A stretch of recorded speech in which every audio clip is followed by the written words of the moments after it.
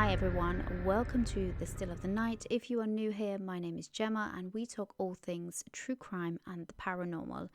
And today's episode we are talking about missing 7-month-old Emmanuel Haro. If you are unaware of this case, baby Emmanuel was reported as being kidnapped on August the 14th.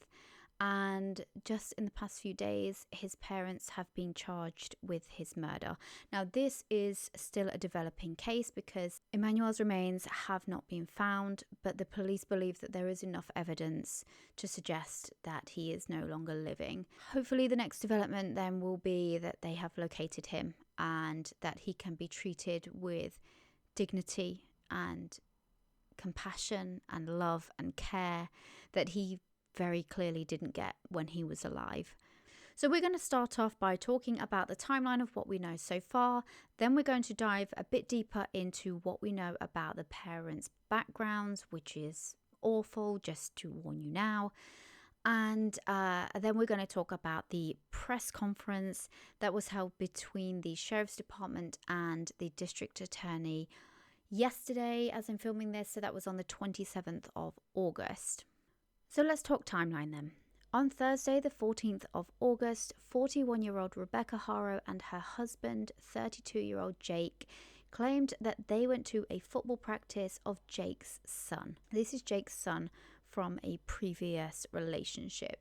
When they got there, they realized that his son needed a mouth guard. So Rebecca volunteered to go and purchase one for him, and at around 7:50 p.m. she pulled up into the car park of the Big 5 sporting goods store in Yucaipa. She claims that when she got there, she realized that Emmanuel needed his nappy changed. So she got out of her car, laid Emmanuel down on the back seat to change him. She then claims that she was approached by an unknown man who simply said, "Hola," and then struck her.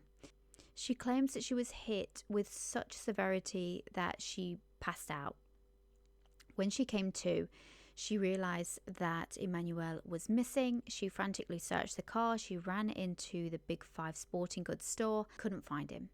She then called the police. San Bernardino County Sheriff's Department launched a huge investigation. Helicopters, people searching, dogs, everybody was out looking for a missing baby. But because Rebecca couldn't give them any details about what the alleged kidnappers looked like or what vehicle they were driving, the Sheriff's Department couldn't send out an Amber Alert. On Saturday, the 16th of August, both Rebecca and Jake returned to the Big 5 sporting goods parking lot and began to give media interviews.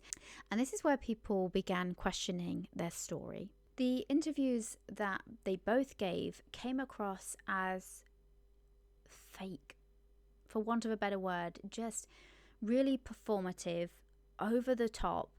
Yet, you know when somebody's acting like they're sobbing, but there are no tears coming out? That's exactly what was happening. Now let me insert the clip of Rebecca's interview and then we'll talk more about it. I got him out of the car seat and I laid him down and so I could get his diapers ready. And somebody said, "Hola," and that's all I remember. And I saw white. And a hearing sound, I fell on the floor. And I said, as I got up, I couldn't find my son. I checked all around my truck. And I ran into Big 5. And I asked the lady if she saw a baby or someone with a baby. She said no. Now, in the footage, if you're listening to the audio version of this, Rebecca very clearly has a black eye, which at first glance kind of goes with the story that she originally gave, that she was hit and passed out. But when you look closer at this black eye, it very clearly is not fresh. There is no sign of swelling that you again would expect when the injury had occurred so recently.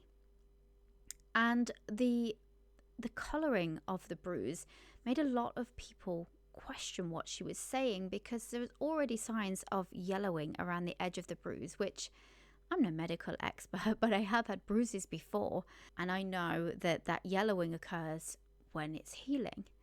And the more that people were suspicious of these two and their involvement in their son's disappearance, I think the more people were questioning the language that she chose to use. So when she talks about she fell to the floor as opposed to ground, floor is a word I think you would more associate with being inside.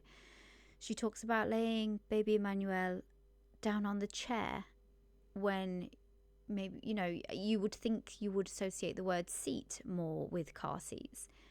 So people started to question that actually, and maybe there was a nugget of truth in what she was saying, in that she was hit and she hit the floor and Emmanuel was on a chair, but that it just didn't happen in the location or in the manner that she was trying to claim that it had happened. What struck me was very, very early on, the police were dropping not so subtle hints that they didn't believe this story either.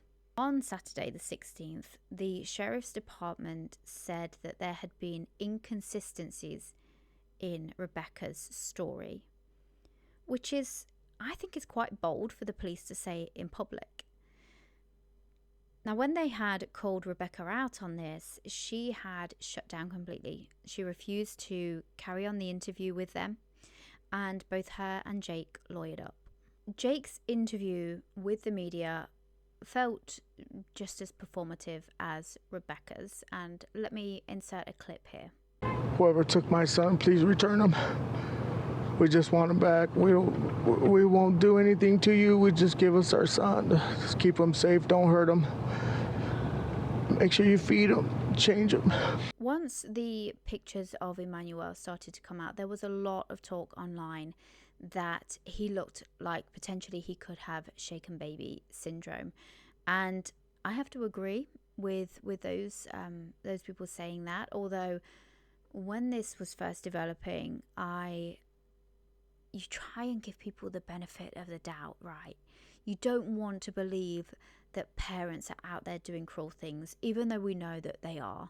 And you don't want to be someone who's accusing someone of something so awful when they haven't done it. If they're already going through a really horrible time, I, for one, would not want to be someone piling on top of them, making it worse if I'm completely wrong. But the Sheriff's Department made it very clear that they were not ruling out foul play. Now, in the days that followed, after they had lawyered up, they had defense attorney Vincent Hughes was representing. He appeared to be representing both of them to begin with. He later said in a media interview that he was only representing Jake Haro, which I thought was very interesting. But we'll loop back round to the attorney in a minute. So in the days that followed, the Sheriff's Department did intensive searches of both the San Bernardino County area and the Riverside County area. They carried out multiple warrants at the couple's home in Cabazon.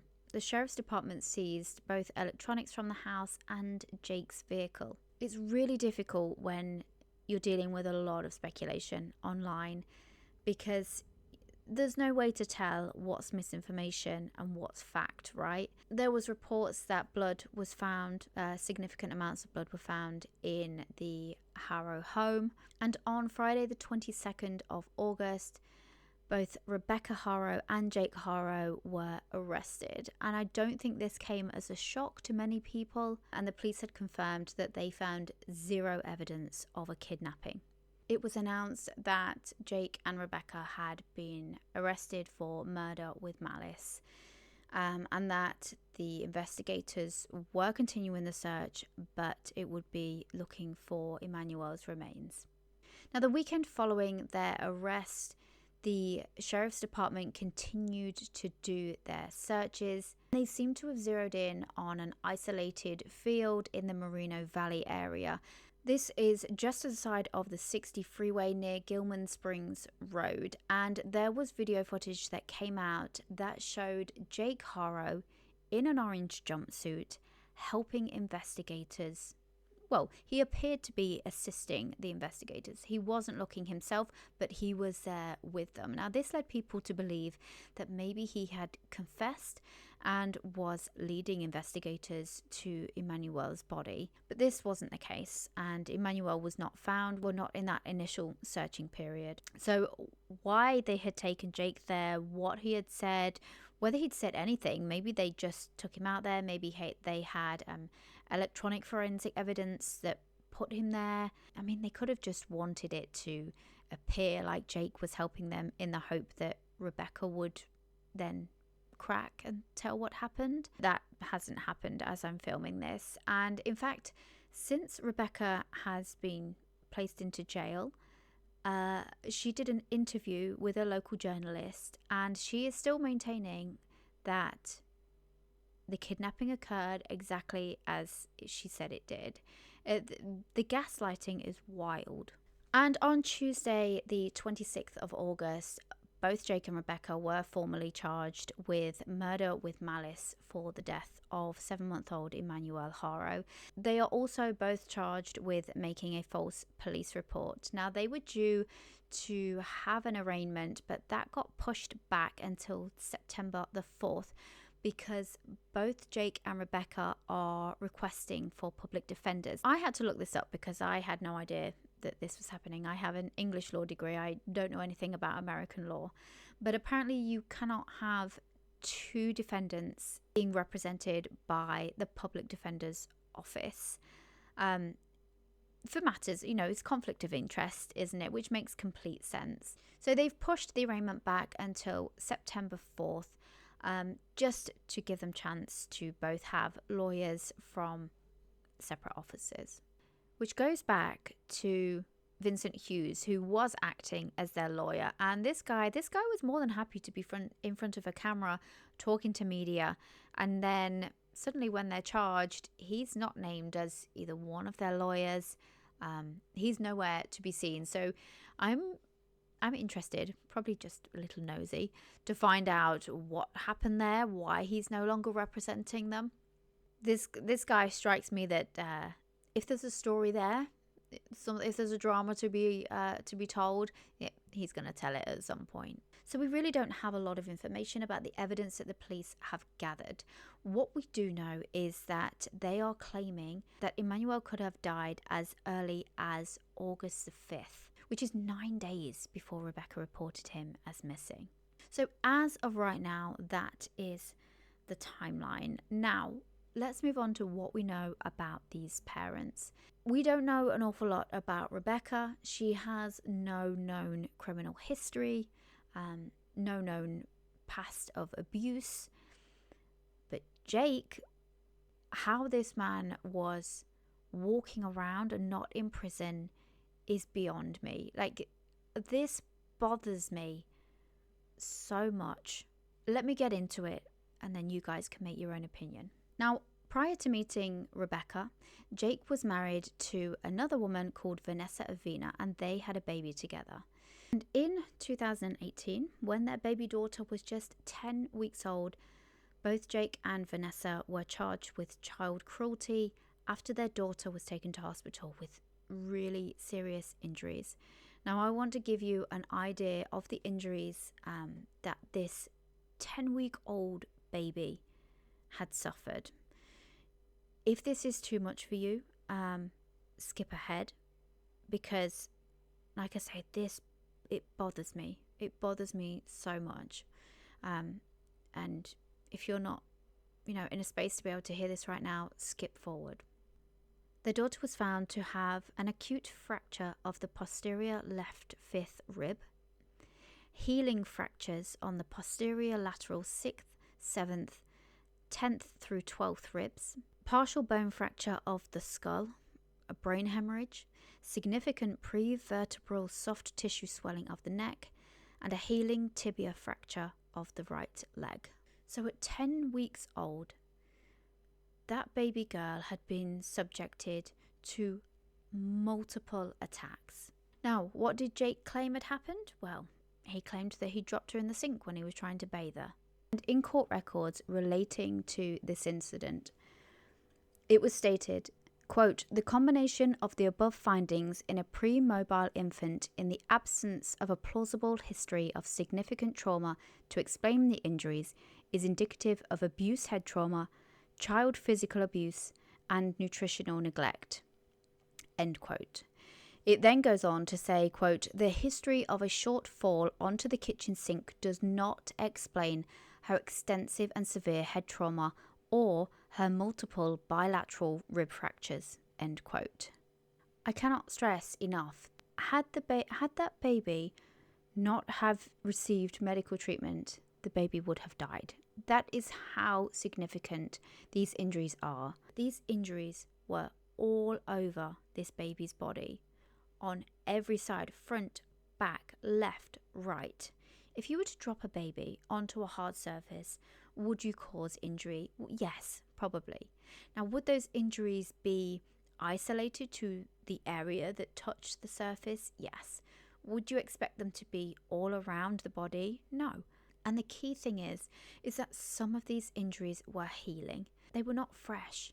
They were not done in the same incident. They were done over multiple occasions. This baby was so badly beaten that medical staff didn't think that she would survive, and by some miracle she did. She's now 7 years old, and thankfully she was adopted out by a family member who loves and cares for her, but she cannot see, she cannot walk, she cannot talk. She will need significant amount of care for the rest of her life, and this was caused by Jake and his then wife. So he was arrested in 2018, but it did not come to trial until 2023, and prepare to be sickened. And you know what sentence the judge gave out in this case? A suspended sentence and probation, 48 months probation. Now at the time, prosecutors asked the judge for a prison sentence. They asserted quite strongly that they believed that this case needed prison time, and I 100% agree with that. You've beaten a 10-week-old baby and you get probation. But I think what this does is this shows you the type of man that Jake was, will always be. It also gives an indication of the environment that Emmanuel was living in. They also had a 2-year-old child together as well, and that child very quickly got removed from the home once this investigation started. I find it very difficult to believe that the 2-year-old didn't suffer immensely in that household too, given what we know about this couple. But just a year later, it was alleged that Jake was in possession of a firearm, which is a violation of his probation. Now, he was supposed to be having a hearing for that in September coming up. Whether that will still go ahead or not, we will have to wait and see. So on Wednesday, the 27th of August, the San Bernardino County Sheriff's Department and the Riverside County Sheriff's Department came together for a press conference. They were very, very clear that they will not be talking very much about the evidence, and rightly so. You don't want anything to prejudice this case. They spoke of having a strong indication as to where the remains are. They also spoke that a lot of the evidence that they have has been electronically forensically gathered. The DA also said it is their belief or their theory that Emmanuel was subjected to sustained, prolonged, habitual abuse throughout his entire life, and that his life was taken at the hands of his parents. There had been a report, Brian Entin, who is a journalist, a very, very good journalist. You can go and check out his YouTube channel if you want to see his video. He had said that he had a source that had told him that Jake had made a confession to his cellmate in jail, that he had fallen asleep with Emmanuel next to him, that he had rolled over and essentially suffocated Emmanuel, woken up, and the baby had died, and that they'd panicked because of his past and, what are people going to think? And this jailhouse confession was brought up in the press conference. They were asked whether there was any truth to this. The DA said, unequivocally, there was no confession made. Now, Brian Entin has since doubled down on that and said that his sources he believes. So it'll be interesting to see whether, as time progresses, that comes out to be true or not. But right now, the DA are saying that there is no confession. That kind of goes hand in hand with the footage of Jake being seen with investigators after his arrest. But again, they're saying nothing happened, so we'll have to wait and see whether that's true or not. The Sheriff's Department described Jake and Rebecca as having some cooperation, but I think they're kind of taking, especially with Jake, what he says with a pinch of salt, because they also described him as an experienced child abuser. It was very clear, though, when the DA was speaking about Jake's previous convictions, that they are angry that Jake was not sent to prison for abusing his daughter. The DA described it as an outrageous error in judgment, and I have to say I 100% agree with him. So law enforcement and the DA are very, very confident that they have more than enough to convict Jake and Rebecca, and they have said that at this moment they have no interest in a plea deal. I wonder whether this is kind of personal for them, that because of the lack of justice that that 10-week-old baby got, now a 7-year-old girl with permanent, life-changing disabilities, whether there's going to be a sense of actually seeking justice for her as well as Emmanuel. And that's just my opinion. They haven't obviously said that. So like I said, September 4th, that is when they are going ahead with the arraignment. Hopefully we'll find out a little bit more. If you're watching this on YouTube, please let me know what your thoughts are. I can imagine that most of you will be thinking and feeling the exact same way that I am. This whole thing it bothers me immensely. I can't understand people that hurt children. I don't want to understand people that hurt children. And if it is proven in a court, in their trial, that they are responsible for this, I hope that they get the most punishment that they can possibly be given. Obviously, this is a case that we will be following. There will be more episodes to come about this, especially if it goes to trial. Then we will definitely be following the trial. If you haven't already, hit the subscribe button. Thank you so much for spending some time with me. This has been The Still of the Night, and I will see you